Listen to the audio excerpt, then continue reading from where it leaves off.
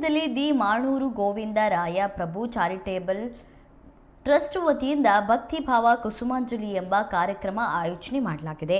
ಈ ಕಾರ್ಯಕ್ರಮವು ಮಾರ್ಚ್ 14ರಂದು ನಡೆಯಲಿದ್ದು ನಗರದ ಕುವೆಂಪು ರಂಗಮಂದಿರದಲ್ಲಿ ಆಯೋಜನೆ ಮಾಡಲಾಗಿದೆ. ಈ ಕುರಿತು ಇಂದು ಶಿವಮೊಗ್ಗದಲ್ಲಿ ನಡೆದ ಸುದ್ದಿಗೋಷ್ಠಿಯಲ್ಲಿ ವಿನಯ್ ಶಿವಮೊಗ್ಗ ಮಾಹಿತಿ ನೀಡಿದರು.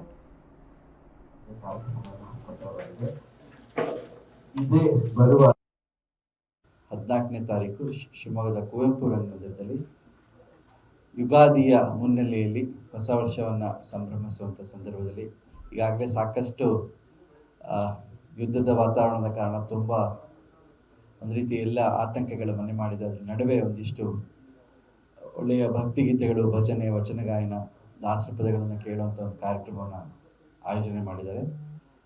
ನಾಡಿನ ಖ್ಯಾತ ಗಾಯಕರಾದ ಪಂಡಿತ್ ಶಿವಕುಮಾರ್ ಮಹಂತ ಅವರು ಅವತ್ತಿನ ದಿವಸ ತಮ್ಮ ಗಾಯನ ಸುಧೆಯನ್ನು ನೀಡಲಿದ್ದಾರೆ. ಅವ್ರ ಜೊತೆಗೆ ಖ್ಯಾತ ತಬಲಾ ವಾದಕರಾದ ರಾಜ್ ಕರ್ಪೂರ್ ಹಾಗೂ ವಿಜಯ್ ಅವರು ಸಾಥ್ ನೀಡ್ತಾ ಇದ್ದಾರೆ.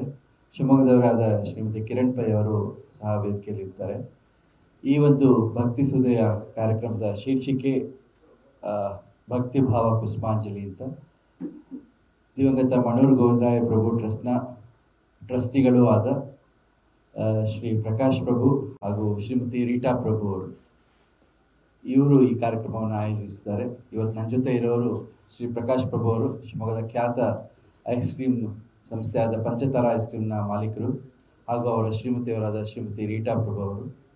ಹಾಗೆ ನಾನು ವಿನಯ್ ಶಿವಮೊಗ್ಗ ಅವತ್ತಿನ ಕಾರ್ಯಕ್ರಮದಲ್ಲಿ ನಿರೂಪಣೆಯ ಜವಾಬ್ದಾರಿಯನ್ನು ಹೊತ್ತಿರ್ತೀನಿ. ಈ ಒಂದು ವಿಶೇಷವಾದ ಕಾರ್ಯಕ್ರಮಕ್ಕೆ ತಾವು ತಮ್ಮ ಮಾಧ್ಯಮದ ಮೂಲಕ ಹೆಚ್ಚಿನ ಪ್ರಚಾರವನ್ನು ನೀಡಿ ಶಿವಮೊಗ್ಗದ ಎಲ್ಲ ಸಂಗೀತ ಅಭಿಮಾನಿಗಳು ಆಗಮಿಸುವ ರೀತಿಯಲ್ಲಿ ಸಹಕರಿಸಬೇಕು ಅಂತ